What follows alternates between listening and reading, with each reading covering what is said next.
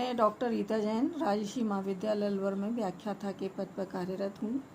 मैं बीएससी प्रथम वर्ष को सामान्य हिंदी का अध्ययन कराऊंगी। आज हम केदारनाथ अग्रवाल की कविता मैंने उसको देखा का अध्ययन करेंगे।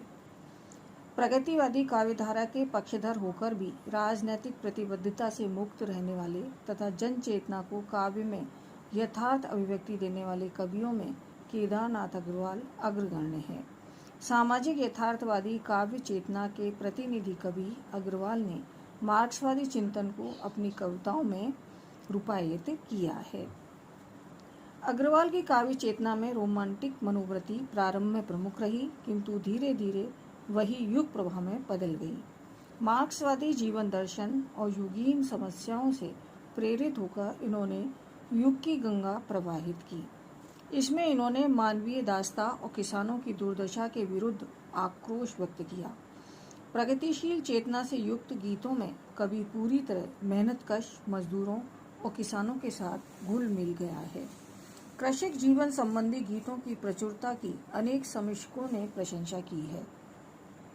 व्यंग, विद्रोह और रोमानी मनोवृत्ति के साथ साथ प्रकृति के प्रति सहज आकर्षण अग्रवाल के काव्य में देखा जा सकता है। कैसी विचित्रता है कि एक ओर तो अग्रवाल राजनीतिक दाव पेचों को अपनी कविता का विषय बनाते हैं, तो दूसरी ओर रोमानी भावबोध को, जिसमें प्रकृति सौंदर्य भी शामिल है, अपनी कविता में स्थान देते हैं। उनके गीतों में देश के खेत खलिहान, गांव, किसान, धरती, आसमान, पेड़ पौधे और हवा पानी साकार हो उठे हैं। एक संघर्षशील व्यक्तित्व के धनी केदारनाथ अपने काव्य सृजन के दौरान नए नए मार्ग खोजते रहे हैं। उन्होंने परंपरा को ठोक बजाकर अपनी कविता में स्थान दिया है। मूलतः वे समाज चेतना के कवि हैं और जन जन के संघर्षों में अपनी लेखनी से योग देने वाले कवि हैं।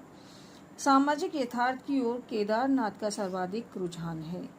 कहीं कहीं प्रकृति सौंदर्य की भी सहज अभिव्यक्ति है। उनकी भाषा बुंदेलखंडी बोली के प्रयोग से अधिक व्यंजक बनी है। भाषा में तथ्य को उद्घाटित करने की अपूर्व क्षमता है। उन्होंने छंदों में मुक्त छंद का प्रयोग किया है। डॉक्टर कांति कुमार ने उनकी शैली को पुरुष शैली कहा है। साथ ही उन्हें अखंड आत्मविश्वास का कवि भी कहा है। उनके सफल बिंब प्रयोग ने उनकी कविता के नाद सौंदर्य को द्विगुणित किया है। आज नई कविता के इतिहास में नए कवियों के साथ उनका भी नाम लिया जाता है, जो उनकी अहमियत की ओर संकेत करता है। मैंने उसको देखा, जब जब देखा, लोहा जैसे तपते देखा, गलते देखा, ढलते देखा, मैंने उसको गोली जैसे चलते देखा। इस कविता का भावार्थ समझाने से पहले मैं इस कविता के विषय में कुछ संक्षेप में बताना चाहती हूँ। जनवादी कवि केदारनाथ अग्रवाल की ये छोटी सी कविता एक श्रमिक के गौरव को रेखांकित करती है। कवि को कर्मठ श्रमिक लोहे के समान तपते, गलते और ढलते दिखाई देता है। कवि की दृष्टि में सामाजिक क्रांति का वाहक भी श्रमिक ही है, इसलिए उसे कवि ने गोली की तरह चलते हुए देखा है। मैंने उसको जब जब देखा, लोहा जैसे तपते देखा, गलते देखा, ढलते देखा, मैंने उसको गोली जैसे चलते देखा। केदारनाथ अग्रवाल हिंदी में वर्तमान काल के प्रगतिशील धारा के नए कवि हैं। नए कविता के वे सशक्त हस्ताक्षर हैं। जीवन और जगत में जो भी विषय उन्हें व्यवस्था विरोधी और नए मानव सम्मान के अनुकूल दिखाई देता है, उसे वे अपनी कविता का विषय बना लेते हैं। किसान, मजदूर, सर्वहारा और उपाधि रहित मानव की जिज्ञासा और संकल्प को उन्होंने अपनी कविता के माध्यम से वाणी दी है। प्रस्तुत कविता उनकी प्रगतिशीलता को स्पष्ट रूप में सामने रखती है। कवि केदारनाथ अग्रवाल इस कविता में मेहनतकश मजदूर वर्ग और सर्वहारा के जीवन की गतिशीलता, परिवर्तनशीलता, आवश्यकतानुसार जीवन को मोड़ सकने की क्षमता का प्रकाशन करते हुए कहते हैं कि उस मजदूर को जिज्ञासा उसे अनेक प्रकार की भूमिकाओं में उतरने को विवश करती है। कैसा भी काम हो, कैसी भी चुनौती हो, वह अपने आप को उसी के अनुरूप ढाल लेता है। कवि कहता है कि जब भी मैंने उसे देखा, वह हमेशा लोहे की तरह शक्तिशाली, ठोस और किसी के सामने न झुकने वाला दृढ़ चरित्र के मनुष्य के रूप में देखा है। यही नहीं, वह केवल लोहे की तरह ठोस और कठोर ही नहीं है, उसमें संवेदनाएं और भावनाएं भी हैं, जिनके कारण वह लोहे की तरह तप जाता है और संघर्षों के ताप में अपने लोहे के जीवन को तपाता है। आग में तपकर भी वह अपने आप को मानव कल्याण के लिए ही समर्पित करता रहता है। लोहा आग में तपता है, उसी प्रकार मजदूर किसान सर्वहारा भी कष्टों, भौतिक अभावों में पिसता रहता है, तपता है।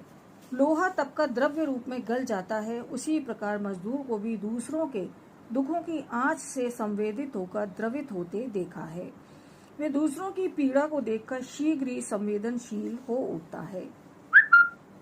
यही नहीं, जिस प्रकार लोहा पिघलकर किसी भी आकार में ढल जाता है, उसी प्रकार सर्वहारा मजदूर किसान भी दूसरों के दुखों की आंच से पिघलकर अपने आप को कष्ट निवारक के रूप में ढाल लेता है।